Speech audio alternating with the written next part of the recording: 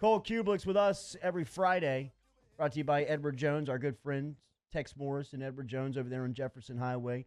As we were talking a little bit about this earlier in the show, Cole, would you care about Mike Tyson coming back? Would that captivate you? Would you watch that? Would you want to see that? Would you pay to watch that?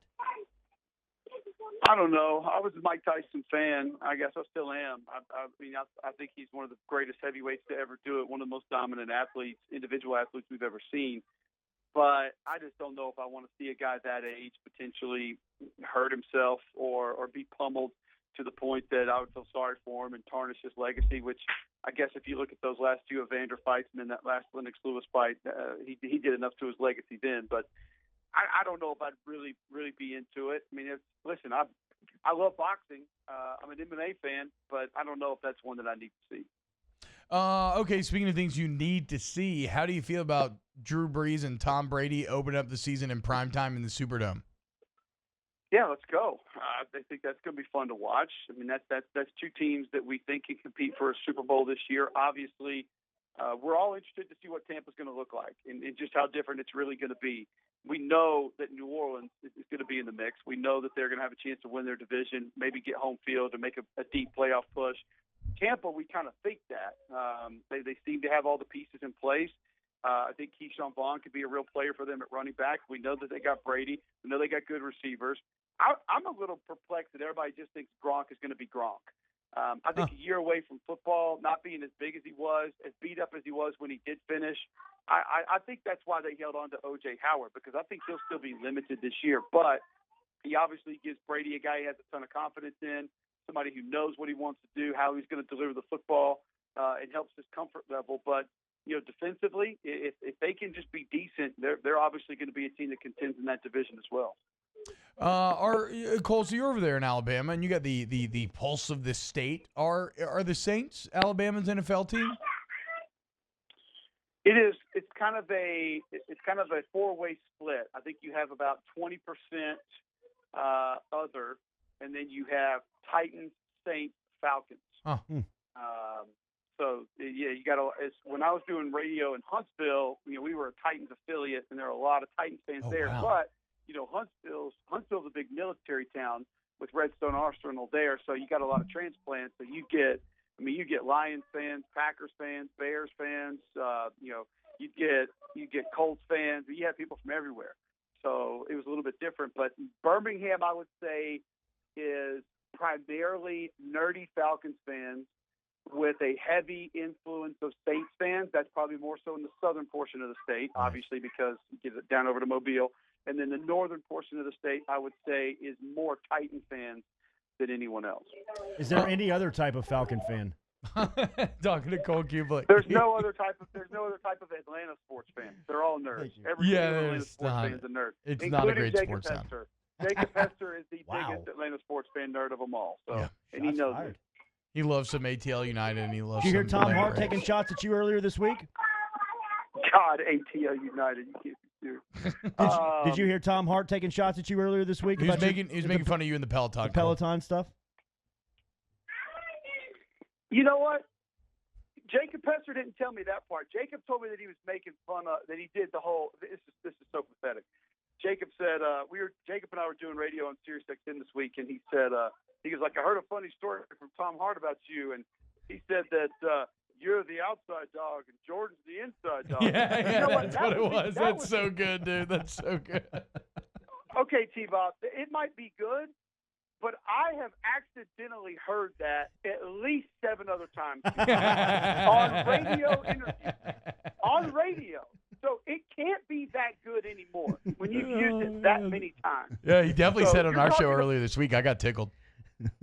Yeah, you're talking about a guy who is so self-conscious that he asked me to delete a photograph off of the SEC, the Wickens Instagram page yesterday of him playing golf. Make sure we're rolling tape. We're going to play that back on Wednesday. Yes, let's go, dude.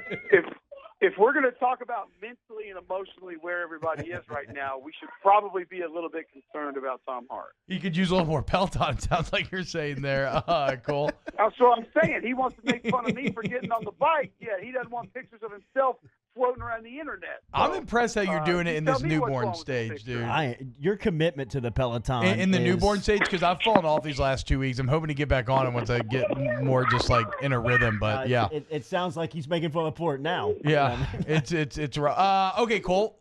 Something else that came out earlier this week: SEC win totals, kind of your the FPI projections. Alabama, of course, leads the pack. The interesting part to me, nothing was that surprising except that Georgia coming in with a 10.2 expected win total, and then Florida at 9.7. I don't know, man. I just feel like with all the question marks at Georgia and all the certainty at Florida, combined with the fact that Georgia has to play Bama while Florida gets Ole Miss out the West, like I feel like those should be flipped. Yeah, I kind of agree with that. I was a little surprised at where they had Florida because I think they've got Auburn ranked ahead of Florida, right? In the rankings, like in their top 25 or whatever. Maybe in the top 25. I think, this is the FPI like analytic expected like win total, win and I think projection, Auburn yeah. is right behind LSU in fifth.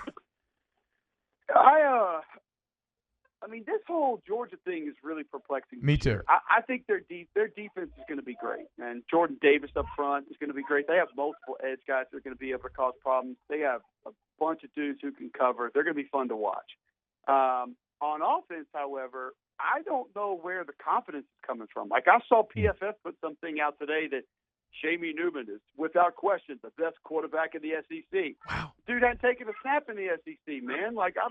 Let's calm down for a minute. He's got a new coordinator at a new school who's a new coordinator to that school that just lost 2 first-round tackles and another guard that was drafted and another guard that transferred is going to start somewhere else in the SEC, and your other guard wasn't eligible for the bowl game.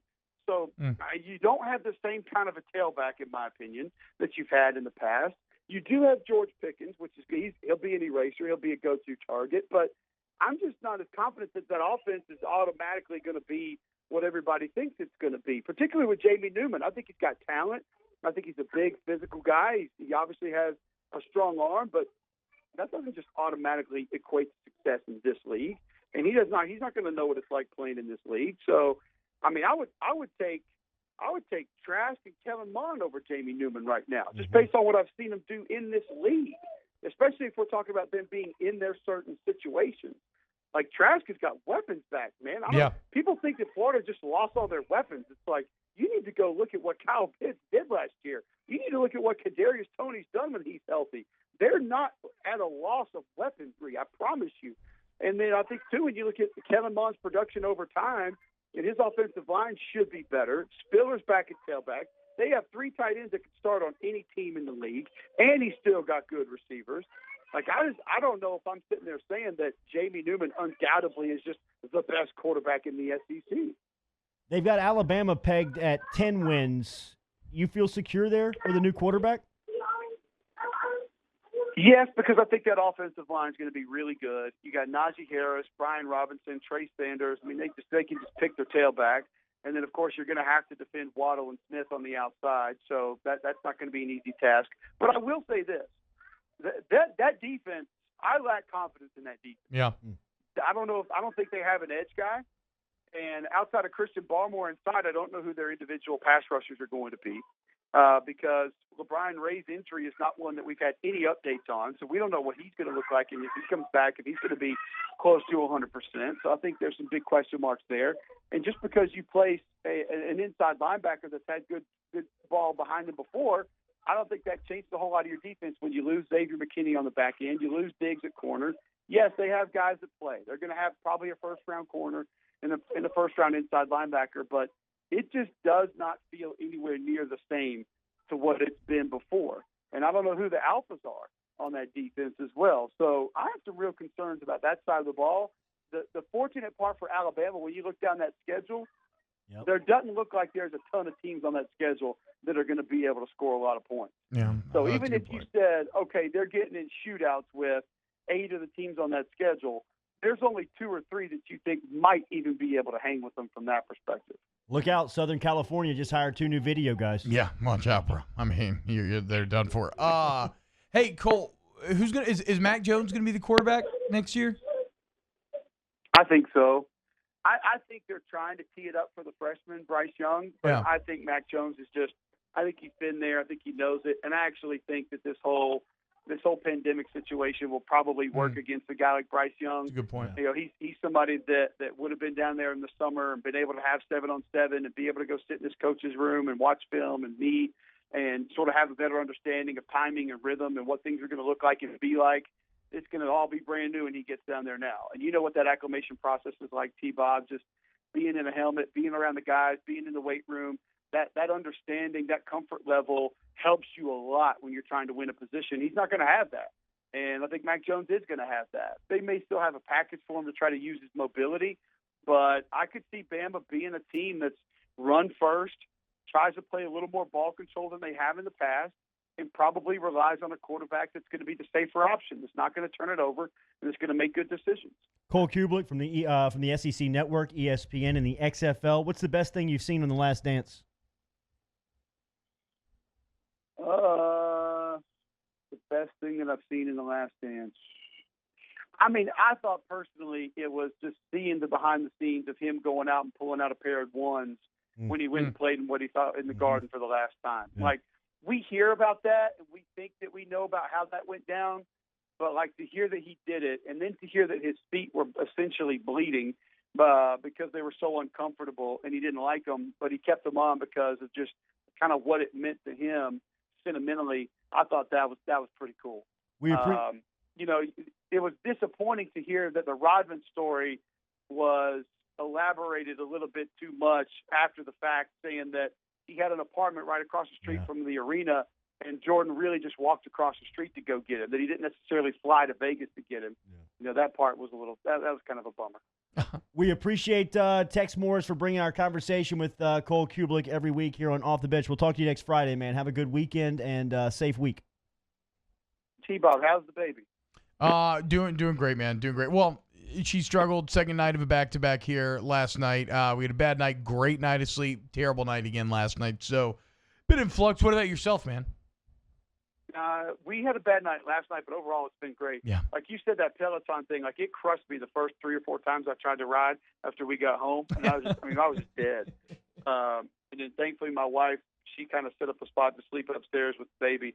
And that's helped me out a ton. So that's my going good. I'm problem glad is that I have it are. in the bedroom, right? And so, like, there's always a wife or a baby or somebody sleeping in there. You two dads want to start a podcast? Yeah, okay, my bad. All right, cool. Yep. All right, cool. Close you have it a great out day, next. dude. We'll see you later. Later, buddy.